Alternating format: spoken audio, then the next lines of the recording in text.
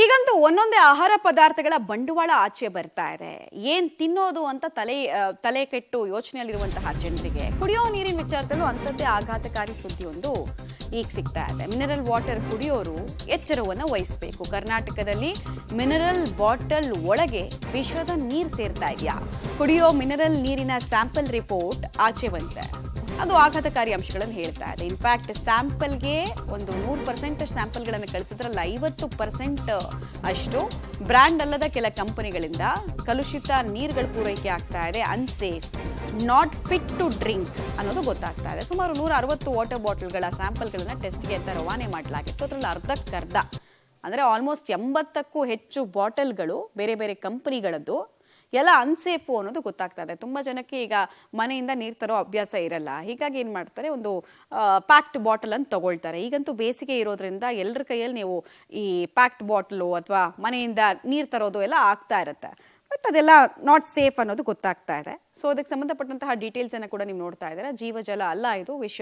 Mineral water ಬಾಟಲ್ನಲ್ಲಿ ಅಪಾಯಕಾರಿ bacteria ಇರೋದು ಪತ್ತೆ ಆಗಿದೆ. ಅಂದರೆ ಆ ನೀರನ್ನು ಶೇಖರಿಸುವಂತಹ ಟೈಮ್ನಲ್ಲೇ ಎಡವಟ್ಟುಗಳನ್ನು ಮಾಡ್ತಾ ಇದೆ ಕೆಲ ಕಂಪನಿಗಳು. ತುಂಬ ಸಮಯ ನೀರು ಶೇಖರಣೆ ಆಗಿದ್ರಿಂದ ಪಾಚಿಯ ಅಂಶಗಳು ಪತ್ತೆ ಆಗಿದೆ. Not clean water. ಆರೋಗ್ಯದಲ್ಲಿ ವ್ಯತಿರಿಕ್ತ ಸಮಸ್ಯೆಗಳಾಗ್ಬಿಡುತ್ತೆ. ತಿನ್ನೋ ಪದಾರ್ಥದಲ್ಲಿ ಹೆಚ್ಚು ಕಡಿಮೆ ಆದರೆ ಉಳಿಯೋ ಚಾನ್ಸಸ್ ಇರುತ್ತೆ. ಬಟ್ ಕುಡಿಯೋ ನೀರಿನಲ್ಲಿ ಹೀಗೆಲ್ಲ ಆದಾಗ ಅದು ಬೇರೆ ರೀತಿ ಅಡ್ವರ್ಸ್ ಎಫೆಕ್ಟ್ಗೆ ಕಾರಣ ಆಗುತ್ತೆ. ಕಲುಷಿತ ನೀರು, ಬೋರ್ವೆಲ್ ನೀರನ್ನ ಬಾಟಲ್ ಮೂಲಕ ಕೂಡ ಮಾರಾಟ ಮಾಡ್ತಾ ಇದ್ದಾರೆ. ಯಾವುದೇ ಮಾನದಂಡಗಳನ್ನು ಫಾಲೋ ಮಾಡ್ತಾ ಇಲ್ಲ. FSSAI ಅವ್ರದ್ದು ಒಂದು ಮಾನದಂಡ ಇದೆ, ಅದು ಯಾವುದು ಫಾಲೋ ಆಗಿಲ್ಲ ಅನ್ನೋದು ತಿಳಿದು ಬರ್ತಾ ಇದೆ. ನೀರನ್ನು ಶುದ್ಧೀಕರಿಸದೆ ನೇರವಾಗಿ ಮಾರುಕಟ್ಟೆ ಮೂಲಕ ಮಾರಾಟ ಮಾಡುವಂತಹ ಕೆಲಸ ಕೂಡ ಆಗ್ತಾ ಇದೆ.